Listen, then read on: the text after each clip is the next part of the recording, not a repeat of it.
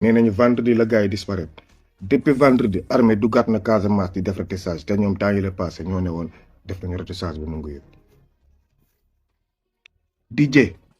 bi mu génnee bureau ci lañ ko jàpp. DJ Corniche am na immeuble bu Madiambal Diagne di defar su suuf fa la ñuy dërëjee gars yi maanaam Madiambal Diagne moment bi il est carrément complice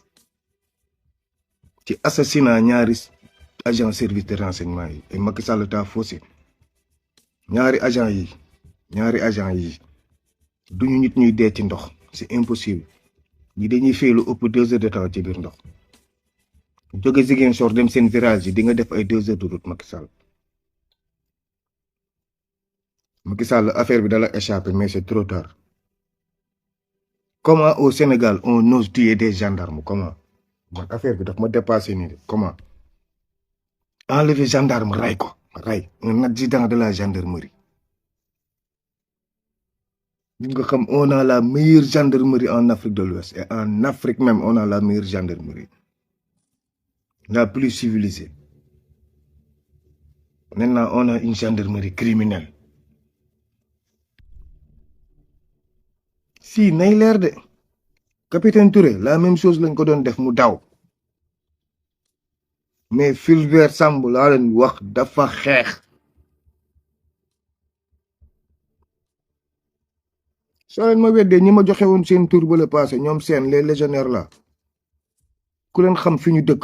yotu Almadi ku leen xam fu ñu dëkk xaw ma exactement seen adresse mais ku xam fu ñu dëkk demal xool ñoom am na ñu ci blessé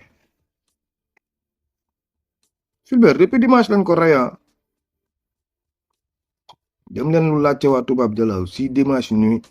y avait pas des mouvements foofu dem leen laajte waa tubaab jalaaw si y avait pas des mouvements seen kii mini fourgonnette bu ñuul bi ndax dugg fa dimanche si guddi allez demander keroog bi moo laa waxee laa xam ne dinañ changer position gars yi mais ñoom seen bopp xamuñu exactement fan la gars yi nekk ak kër kan lañ ñuy defee affaire yi biir kër Madiambal Diagne tubaab jalaaw am na piscine fa la ñu massacré sama waa ji dafa raag ba naaw ba amatul kàttan ay 6 personnes ñi rayoon Mankabu ñooñu ñoo ñëwaat Sénégal nag c'est fini kenn xamatul fu mu jëm dañuy ray doomu Casamance attaque Casamance bu dóoraat ñu ne yamba ji la ñuy xeex ban yamba ana Salif Sadio bi ngeen doon xeex est-ce que vous l'avez retrouvé non